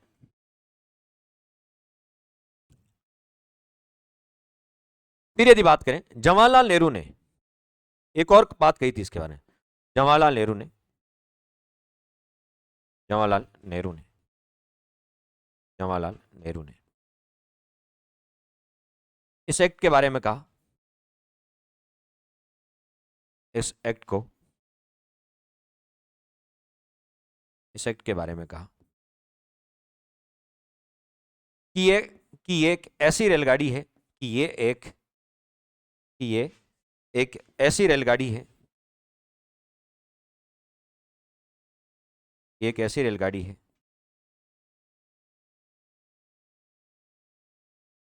जिसमें ब्रेक तो है, इसमें ब्रेक तो है लेकिन इंजन नहीं है। ब्रेक तो है, अब इंजन ही नहीं है तो ब्रेक का क्या फायदा? इंजन होता तो चलो ब्रेक भी लगाते अपन, इंजन होगा तो ये आगे भी जाती, लेकिन इंजन ही नहीं है तो एक ही जगह खड़ी है, फिर ब्रेक का क्या फायदा? जिसमें ब्रेक तो है लेकिन इंजन नहीं है। इंजन नहीं है। हाँ, रीड का कोर्स लेना है तो आप अलग से ले सकते हैं, ठीक है। 1599 वाला है ना, वो आप ले सकते हैं। तो बताओ, जवाहरलाल नेहरू ने इस एक के बारे में कहा, ऐसी रेलगाड़ी है जिसमें ब्रेक तो है लेकिन इंजन ही नहीं। अब इंजन ही नहीं है तो वो वही खड़ी है, ब्रेक की जरूरत ही नहीं पड़ेगी, ब्रेक वैसे लगे हुए ऑटोमेटिक, ठीक है। ये 1935 के एक्ट के बारे में। आजकल स्टेटमेंट बहुत पूछते हैं तो ऐसे पूछ लेते हैं। एक और स्टेटमेंट है मोहम्मद अली जिन्ना का, मोहम्मद अली जिन्ना, ठीक है।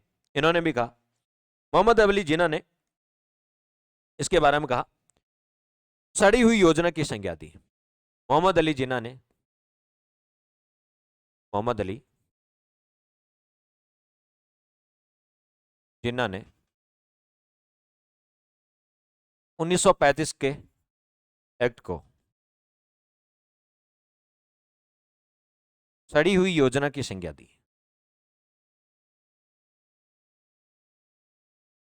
सड़ी हुई योजना की संज्ञा दी।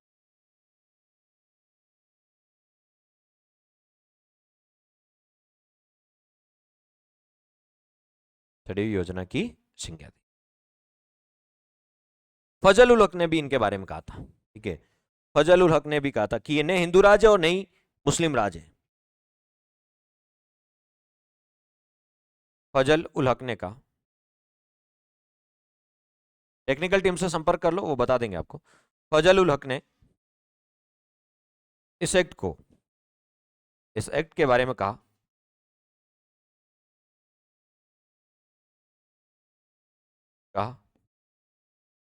कि ये न तो हिंदू राज है, कि ये न तो हिंदू राज है और न ही मुस्लिम राज है। नहीं हिंदू राज है और ना ही मुस्लिम राज है। ये था 1935 का एक्ट। देखिए, जो सेकंड ग्रेड की तैयारी कर रहे हैं, जो आरएस की तैयारी कर रहे हैं, सब इंस्पेक्टर की तैयारी कर रहे हैं, ईआरओ की तैयारी कर रहे हैं, यहां से एक क्वेश्चन आपका पक्का है 1919 और 1935 में। फटाफट मैं आपका रिवीजन करवा देता हूं। क्या पढ़ा आपने? बस जो आपने एक सवा एक घंटा में पढ़ा है वो 5 मिनट में रिवीजन हो जाएगा। सवा एक घंटे में पढ़ा है वो 5 मिनट आपका रिवीजन हो जाएगा फटाफट। अब ये 5 मिनट आपके लिए बहुत महत्वपूर्ण है। 1919 के अधिनियम में कहा गया था कि हर 10 साल बाद इसकी समीक्षा होगी। समीक्षा के लिए साइमन आयोग बनाया, ठीक है। तो साइमन आयोग क्यों आया था? 1919 के एक्ट की जांच करने के लिए। साइमन आयोग ने 1930 में रिपोर्ट दी। इस रिपोर्ट पर चर्चा करने के लिए गोलमेज सम्मेलन बुलाए। गोलमेज सम्मेलन के निष्कर्ष के आधार पर श्वेत पत्र जारी किया। श्वेत पत्र की जांच के लिए एक कमेटी बनाई, लिन लिथिगो समिति, और इसी समिति की सिफारिश पर 1935 का एक्ट आया था। तो किस समिति की सिफारिश पर 1935 का एक्ट आया था? लिन लिथिगो समिति की सिफारिश पर। 1935 के अंदर केंद्र में द्वैत शासन की शुरुआत 1935 में हुई। यदि मैं ऐसा लिख दूं प्रांतों में द्वैत शासन, तो प्रांतों में 1919 में आया था, ठीक है। और केंद्र में द्वैत शासन 1935 में। द्वैत शासन प्रांतों में पूछे 1919 में, केंद्र में पूछे 1935 में, ठीक है। प्रांतीय स्वायत्तता का प्रावधान 1935 में। प्रांतों में तो द्वैत शासन समाप्त कर दिया और प्रांतों को स्वायत्तता दे दी। चुनाव कराए 1937 में, चुनाव हुए थे, ठीक है। और 11 प्रांतों में से 8 प्रांतों में कांग्रेस की सरकार बनी थी। मैं कहूं लोक सेवा आयोग, केंद्र में लोक सेवा आयोग 1919 में और प्रांतों में लोक सेवा आयोग 1935 में, ठीक है। मैं कहूं शक्तियों का स्पष्ट विभाजन, शक्तियों विषयों का बंटवारा 2 सूचियों में 1919 में और विषयों का बंटवारा 3 सूचियों में, वो 1935 में, 1935 में। और आपसे कोई पूछ ले अवशिष्ट सूची पर, अवशिष्ट विषय पर 1935 में कानून कौन बनाता था? गवर्नर बनाता था। कौन बनाता था? गवर्नर बनाता था, ठीक है। यदि मैं कहूं द्विसदनात्मक व्यवस्थापिका, केंद्र में द्विसदनात्मक 1919 में और प्रांतों में पूछे तो 1935 में। और 1935 में 11 प्रांत थे, उसमें से 6 प्रांतों में द्विसदनात्मक व्यवस्थापिका बनी थी। द्विसदनात्मक व्यवस्थापिका। सांप्रदायिक निर्वाचन प्रणाली की शुरुआत 1909 के एक्ट में हुई। 1919 में दायरा बढ़ाया और 1935 में और बढ़ा दिया। पारसियों, दलितों, मजदूरों और महिलाओं के लिए भी पृथक निर्वाचन की क्या कर दी? व्यवस्था कर दी। अखिल भारतीय संघ बनाने की बात 1935 के एक्ट में हुई थी, लेकिन वो लागू नहीं हुआ क्योंकि रियासतों ने भाग लेने से क्या कर दिया? मना कर दिया। इसलिए यह संघ बनाने का प्रावधान असफल हो गया। भले असफल हो गया, लेकिन इसमें बात की गई थी अखिल भारतीय संघ बनाने की। फेडरल कोर्ट, जिसको बोलते हैं संघीय न्यायालय, फेडरल कोर्ट 1935 के तहत बना था। कब बना था? 1937 में बना था। 1935 के के तहत 1937 में फेडरल कोर्ट बना था, जिसका मुख्यालय दिल्ली में था, और इसके एक मुख्य न्यायाधीश थे और 6 अन्य न्यायाधीश। मुख्य न्यायाधीश थे मॉरिस गवेयर। इसका निर्णय अंतिम नहीं होता था, ब्रिटेन की प्रीव्यू काउंसिल में आप अपील कर सकते थे। बर्मा और अदन ये पहले भारत के भाग होते थे। बर्मा और अदन को भारत से क्या कर दिया? अलग कर दिया था। भारत से क्या कर दिया? अलग कर दिया था। भारत परिषद को क्या कर दिया? यहां समाप्त कर दिया। भारत परिषद को क्या कर दिया था? समाप्त कर दिया था। कब? 1935 के एक्ट में। आरबीआई की स्थापना भी 1935 के एक्ट के तहत हुई थी। आरबीआई की जो स्थापना है वो भी 1935 के एक्ट के तहत हुई थी। ठीक है। राष्ट्रपति को अध्यादेश जारी करने की शक्ति, राष्ट्रपति अनुच्छेद 123 के तहत अध्यादेश जारी करता है। राष्ट्रपति को अध्यादेश जारी करने का पावर है ना, ये 1935 के एक्ट से ही मिला था। 1935 के एक्ट से मिला था। इसमें 10% जनता को वोट देने का अधिकार दिया गया। 10 सीमित मताधिकार, 10% जनता को। और वायसराय की कार्यकारी परिषद में 10 से ज्यादा लोग नहीं होंगे। ये इसी एक्ट में कहा था कि उसमें 10 से ज्यादा लोग नहीं होंगे। 10 से ज्यादा लोग नहीं होंगे। 1935 के एक्ट में जो अनुदेश प्रपत्र था वही आगे जाके क्या बना था? हमारा नीति निर्देशक तत्व बना था। और 1935 के अधिनियम में 321 अनुच्छेद थे, 14 भाग थी और 10 अनुसूचियां थी। 10 अनुसूचियां थी। हमारे संविधान पर सबसे ज्यादा प्रभाव किसका पड़ा? 1935 का एक्ट का, क्योंकि 250 से ज्यादा अनुच्छेद हमने सीधे सीधे यहां से लिए थे। 250 से ज्यादा अनुच्छेद हमने सीधे सीधे यहां से लिए थे। आजाद होने के बाद और संविधान के लागू होने से पहले हमारा देश का शासन चला था ना, वो 1935 के एक्ट से चला था। किससे चला था? 1935 के एक्ट से चला था। इसको गुलामी या दास्ता का अधिनियम किसने कहा? तो जवाहरलाल नेहरू ने इसको गुलामी और दास्ता का अधिनियम कहा था। जवाहरलाल नेहरू ने इसके बारे में कहा था कि एक ऐसी ट्रेन है जिसमें ब्रेक तो है लेकिन इंजन नहीं है, लेकिन इंजन नहीं है। तो ये स्टेटमेंट किसका है? जवाहरलाल नेहरू का। मोहम्मद अली जिन्ना ने इसको सड़ी हुई योजना कहा। कौन सी योजना का बताओ? सड़ी हुई योजना का। और फजल उल हक ने कहा था कि ये न तो हिंदू राज है और न ही मुस्लिम राज है, नहीं मुस्लिम राज। ठीक है। तो ये था आपका 1935 का एक्ट है। छोटा सा एक्ट है और कई बार एग्जाम में आपसे सीधे सीधे क्वेश्चन पूछ लेते हैं। अखिल भारतीय संघ बनाने की बात, फेडरल कोर्ट वाली बात, ठीक है, और साथ ही साथ प्रांतों में आपको तय प्रांतीय स्वायत्ता, केंद्र में द्वैत शासन, ठीक है, प्रांतों में द्विसदनात्मक विधानमंडल, ऐसे क्वेश्चन है जो सीधे प्रांतों में लोक सेवा आयोग, ये सीधे सीधे आपसे पूछ लिया जाता है 1935 के एक्ट के तहत। तो ये था आज का सेशन जिसमें हमने 1935, 1919 और 1935 का अधिनियम कंप्लीट हो गया। Very good evening, I am fine and you. चलिए सभी साथी जिनको 1900 आप लेट पहुंचे शायद क्लास में, अब तक क्लास ओवर हो चुकी है। चलिए अब यदि बात करें 1935 का एक्ट, 1919 पूरा हो गया, 1935 पूरा हो गया, अपनी पॉलिटी इंडिया पॉलिटी पूरी हो गई। एक टॉपिक बचा है, संविधान संशोधन।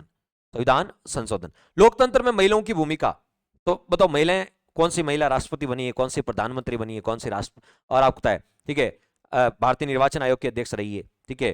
तो ये जो जहां जहां महिलाएं रही है ना पॉलिटी में, वही लोकतंत्र में महिलाओं की भूमिका है। ठीक है, अलग से कुछ नहीं है। जहां जहां महिलाएं पड़ी है वो आपको देखनी है। भारत और संयुक्त राष्ट्र संघ वो तो अपन यूट्यूब पे कराएंगे क्योंकि वो इंडिया पॉलिटी का पार्ट नहीं है। भारत और यूएनओ वो तो इंटरनेशनल रिलेशन है, आईआर का पार्ट है। हम पढ़ते हैं आईआर में, पढ़ते हैं उसको, इसमें आईआर में पढ़ते हैं, विदेश नीति, भारत और संयुक्त राष्ट्र संघ। क्लियर? तो ये था सर राजवंश पूरा। पॉलिटी में कौन से राजवंश आते हैं? संघवाद यही होता है, संघवाद केंद्र राज्य संबंध होता है, वो करवाएंगे। ठीक है, दो ही टॉपिक, तो संविधान संशोधन बचा आपका इंडिया पॉलिटी में, ठीक है, और एक केंद्र राज्य संबंध बचे। क्या बचे? केंद्र और राज्य संबंध, उसी को बोलते हैं संघवाद। ठीक है, वो अपन अलग से करवाएंगे। ठीक है, बाकी अपनी इंडिया पॉलिटी लगभग क्या हो गई? पूरी हो गई। ठीक है, बार बार रिवीजन करें। अब आपका टेस्ट का प्लान करेंगे, टेस्ट का प्लान करेंगे। चलिए आपका टेस्ट लिया जाएगा, आप मुझे बता देना। 2 बार ले लेंगे 50-50, ठीक है, 2 पार्ट और 1 कंप्लीट ले लेंगे। ठीक है, ऐसा कुछ करेंगे। इंडिया ज्योग्राफी आपकी स्टार्ट हो जाएगी 1 नवंबर से, कल नहीं परसों से शायद। ठीक है, 1 नवंबर से आपकी स्टार्ट कर देंगे। ठीक है, बाकी और कोई डाउट्स, कुछ पूछना है? राष्ट्रीय एकीकरण में वही आता है निखिल, जब मैंने राज्यों का पुनर्गठन पढ़ाया ना आपको, राज्य पुनर्गठन आयोग, राज्यों का पुनर्गठन, कैसे कैसे राज्य बने, ठीक है, याद करो। ठीक है, वही आपका होता है राष्ट्रीय एकीकरण में आता है, वो मैंने वहां करवा दिया था राज्यों के पुनर्गठन में। और कोई शंका समाधान? अशोक चौधरी सर वाले राजवंश वो आज आ जाएंगे शायद, कहीं हॉलीडे पे गए हुए हैं, मतलब गाँव वाँव गए हुए हैं। ठीक है, दीपावली उपावली की छुट्टियां अभी कोचिंग की, ये तो अपने क्या घर में स्टूडियो लगा था, अपन तो उठ के आ जाते हैं। ठीक है वो छुट्टी पे गए हुए हैं, आ जाएंगे वो भी आपके लिए। सर जी ये टॉपिक ईरो में है क्या? हाँ बिल्कुल, ईओ आर ओ में तो सारे टॉपिक हैं। ठीक है, ये पढ़ने ही आपको 1919 और 1935 तो हर में किसी में पूछे जाते हैं। तो ये उसमें भी पूछा जा सकता है। ठीक है, और कोई समाधान? फिर क्लास को ओवर करें अपन, कोई आपके विचारों की अभिव्यक्ति कहीं रह नहीं जाए। चलिए, थैंक्स फॉर वॉचिंग।